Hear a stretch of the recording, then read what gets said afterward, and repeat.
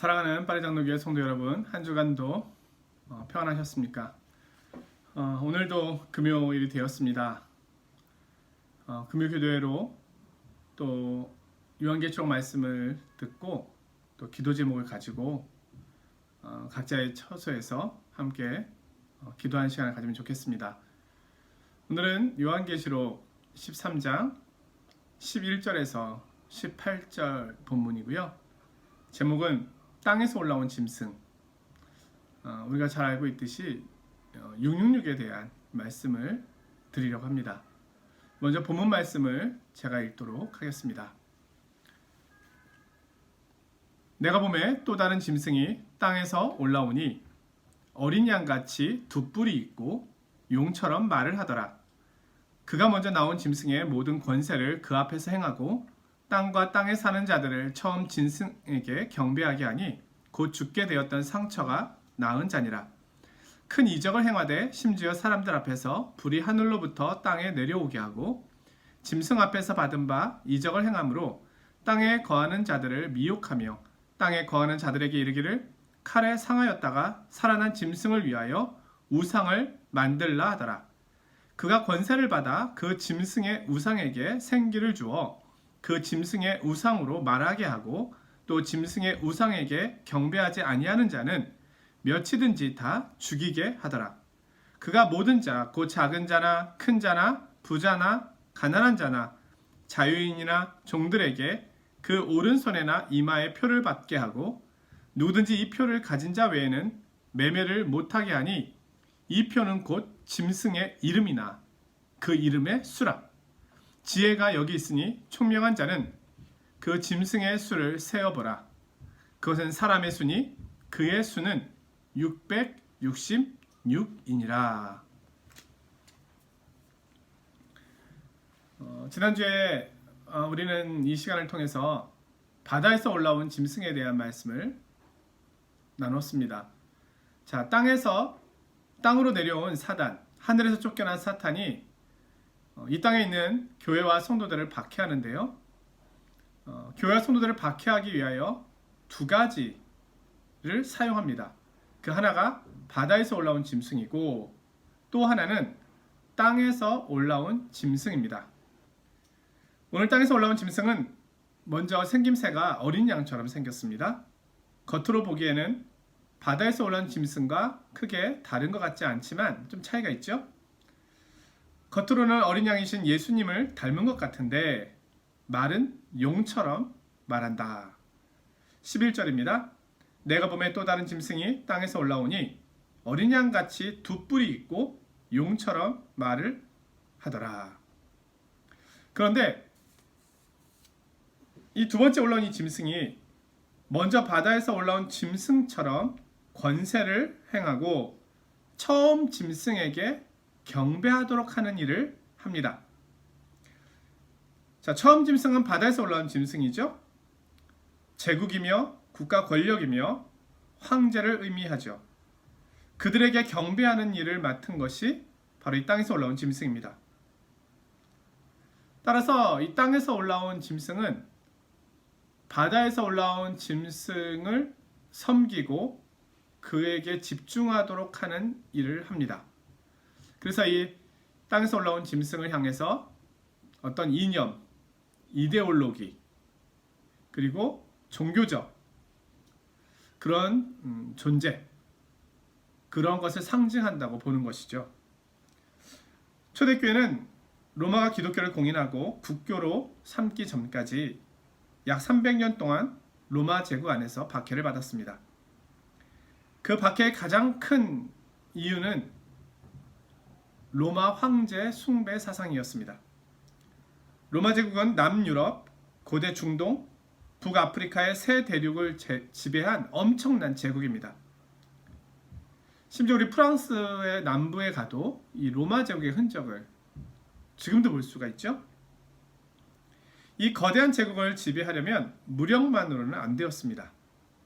그래서 로마 제국은 제국 통치의 한 수단으로 로마 황제 숭배를 국가 종교로 채택합니다. 황제 숭배에 참여하지 않으면 로마 제국에 대한 반역이라고 여겨 죽임을 당하였습니다. 유대인들은 이 황제 숭배 사상에서 큰 핍박을 면하게 되는데요. 그것은 이 로마 제국과 타협을 하게 되죠. 로마 황제를 위해 매일 제사를 드리고 기도를 할 테니 우리에게 가하는 큰 박해를 하지 말아달라 해서 이런 조건하에 유대인들에게 행해진 박해는 많지 않았습니다. 그러나 우리 기독교는 이 모든 것을 거절함으로 인하여 큰 박해를 받게 되고 순교의 자리로 나아가게 됩니다. 바다에서 올라온 짐승, 이것이 정치 권력자를 상징한다면 이 신격화를 조장하는 그것이 땅에서 올라온 짐승의 역할이었습니다. 오늘날로 말하면 거짓 선지자라고 할 수 있습니다. 그리고 마태복음의 종말의 때 일어난 일에 대한 주님의 예언의 말씀을 보면 적 그리스도 이렇게도 표현할 수가 있겠죠. 이 거짓 선지자들이 큰 이적을 행합니다. 오늘 보면은 13절에 큰 이적을 행하되 사람들 앞에서 불이 하늘로부터 땅에 내려오게 하고 14절은요. 짐승 앞에서 받은 바 이적을 행함으로 땅에 거하는 자들을 미혹하여. 이 거짓 예언자의 가장 악명 높은 행동은 그들에게 사람들로 하여금 표를 받게 하는 데 있습니다. 이 거짓 선지자는 단순히 미혹하게 하는 차원을 넘어서서 이 바다에서 올라온 짐승을 어떻게 잘 섬길 수 있는지 그 편에 서서 짐승의 표를 받게 합니다. 16절이죠. 그가 모든 자 곧 작은 자나 큰 자나 부자나 가난한 자나 자유인이나 종들에게 그 오른손에나 이마에 표를 받게 하고, 한마디로 모든 사람들에게 표를 받게 한다는 것이죠. 그리고 이 표를 가진 자 외에는 매매를 하지 못하게 한다. 지혜가 여기 있으니 총명한 자는 그 짐승의 수를 세어보라. 그것은 사람의 수니 그의 수는 666이니라. 자, 666에 대한 많은 해석들이 있는데 그것들 한번 추려보았습니다. 먼저는 믿는 성도들이 이마에 하나님 아버지의 이름으로 인침을 받음을 우리가 앞에서 이미 말씀을 나누었죠. 7장 3절에 보면 우리가 우리 하나님의 종들의 이마에 인치기까지 땅이나 바다나 나무들을 해하지 말라 하더라. 또한 14장 1절에 보면은요. 또 내가 보니 보라 어린 양이 시온산에 섰고 그와 함께 14만 4천이 서 있는데 그들의 이마에는 어린 양의 이름과 그 아버지의 이름을 쓴 것이 있더라. 그래서 이마에 어린 양의 이름, 아버지의 이름, 그것이 믿음의 성도들에게는 새겨져 있다는 것입니다. 인침을 받았다는 것이죠. 그리스도인, 하나님의 백성이라고 하는 표를 가지고 있다는 것입니다. 근데 이와 마찬가지로 이 666, 이 짐승을 섬기게 하는 이도 자신들을 따르는 추종자들의 이마나 손에 이 인침을 주고 있다는 겁니다. 그리고 그것은 666이다. 어린 양이신 그리스도께서 행하신 일과 동일한 일을 이들도 하고 있다. 666이라고 하는 이 표는 하나님의 인침을 받은 백성과 인침을 받지 않은 백성을 나누는 기준과 같은 역할을 합니다. 다시 말하면 세상은 두 가지로 나눠집니다. 영적으로 볼 때 이마에 어린 양의 이름, 아버지의 이름이 새겨져 있는가 하는 사람과 그것이 아니면 666이라고 하는 짐승의 표가 새겨져 있는 사람과, 우리가 요한계시록 말씀을 나누면서 요한계시록이 우리에게 주려고 하는 가장 큰 주제가 있다고 말씀을 드렸잖아요. 성도와 교회의 구원, 동시에 세상의 심판, 바로 이것을 이야기하고 있는 것입니다. 다시 말하면 이 가운데 나는 이마에 아무 표도 받지 않았어, 어느 곳에도 속하지 않아, 이런 사람은 없다는 것입니다. 두 부류의 사람만이 있습니다. 어린 양의 이름, 아버지의 이름으로 인침받은 사람이 있는가, 또는 666이라고 하는 짐승의 이름으로 인침받은 사람이 있는가. 이것입니다. 또한 당시의 기독교인들은 경제적인 압박을 받았다는 것을 의미하기도 합니다. 그들이 물건을 팔거나 구입하려면 돈을 써야 했는데요.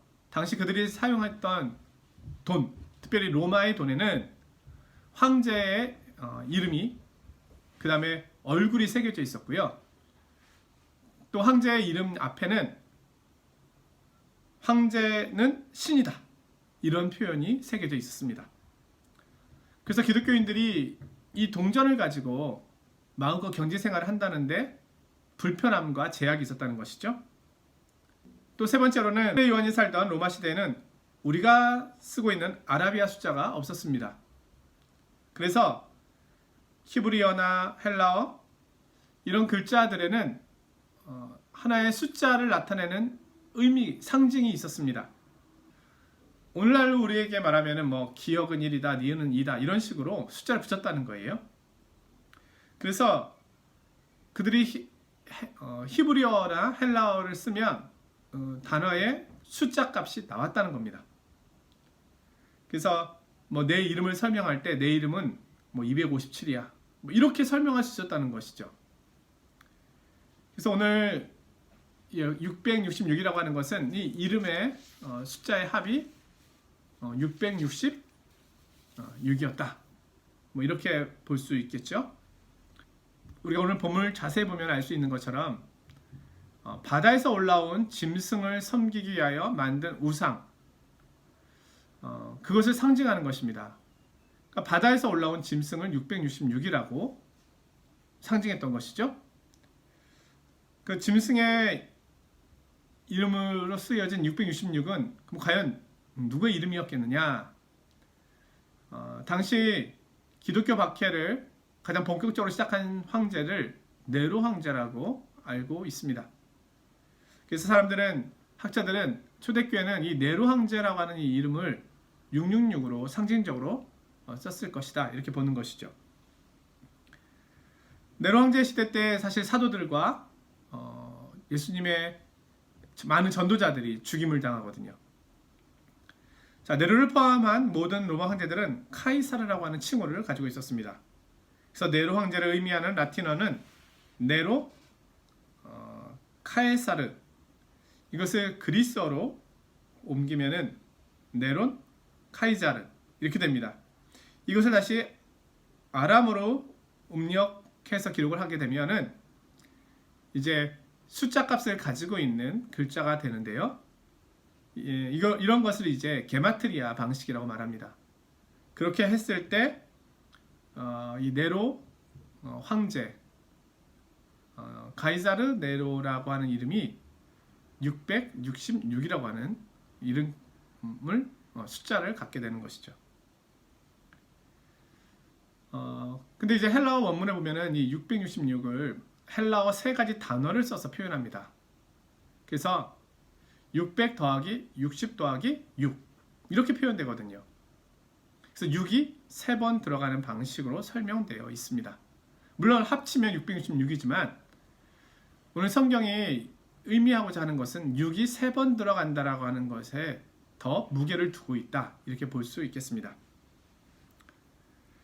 오늘날 과연 이 666은 그러면 무엇을 의미하는 것이겠느냐? 어떤 특정한 인물을 의미하는 것이겠느냐? 오늘 이 666은 사실은 이 요한계시록에서는 짐승의 수라고 해서 이마에 인침을 받은 그리스도인들과 구별하는 방식으로 사용되고 있고요.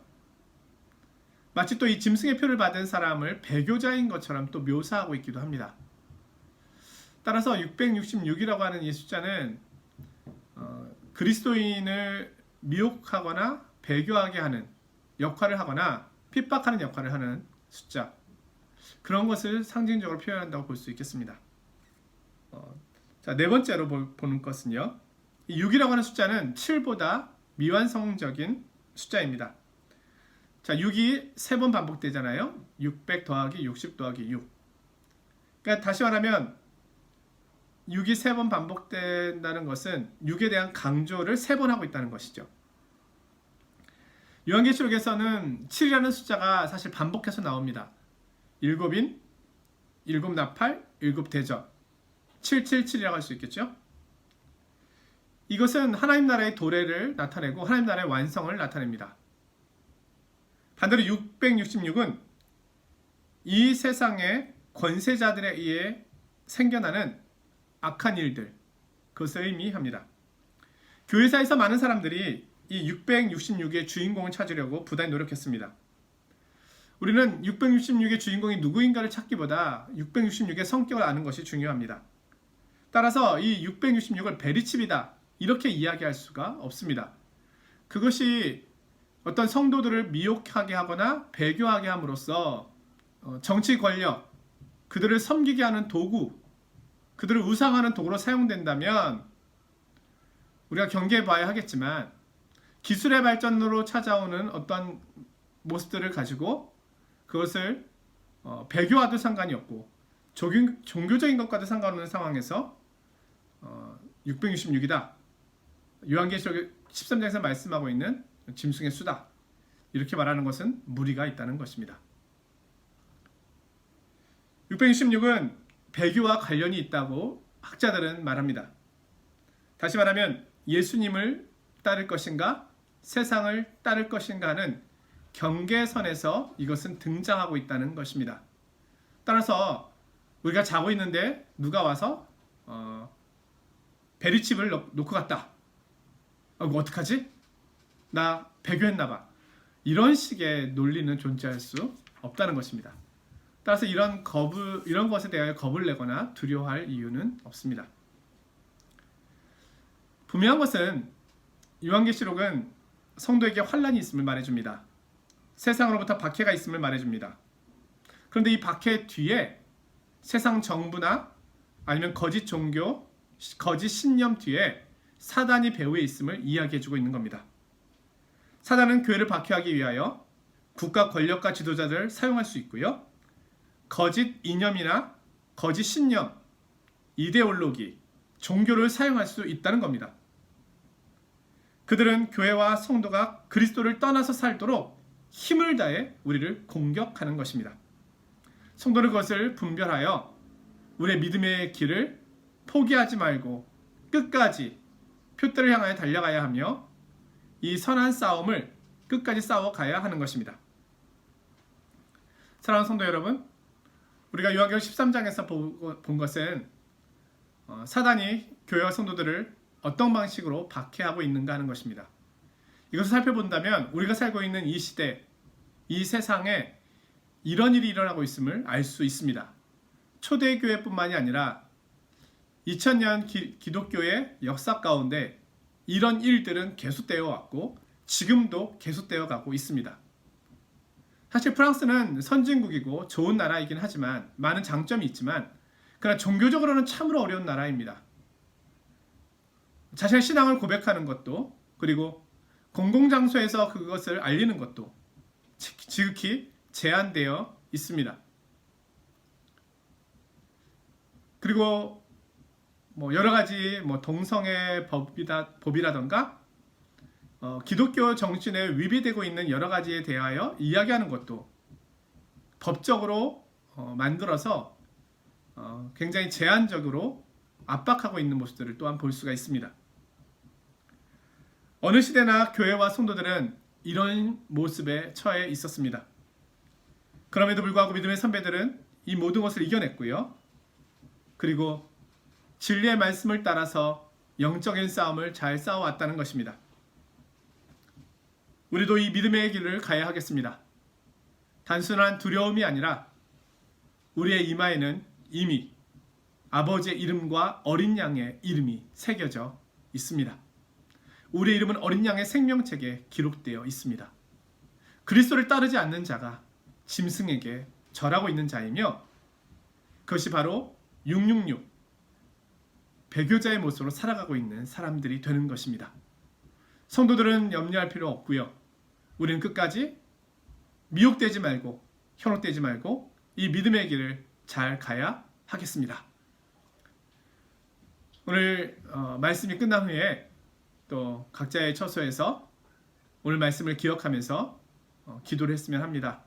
특별히 박해받고 있는 고난 중에 있는 우리 성도들을 위해서, 또 믿음이 연약한 성도들을 위해서, 그리고 끝까지 우리에게 주어진 이 믿음의 길을 잘 달려갈 수 있도록 담대함을 주시도록, 그리고 코로나19로 인하여 어려운 가운데 있는 이 지구촌을 위해서, 성도들을 위해서 함께 기도하는 시간이 되기를 원합니다. 다음 주에 또 뵙겠습니다. 안녕히 계십시오.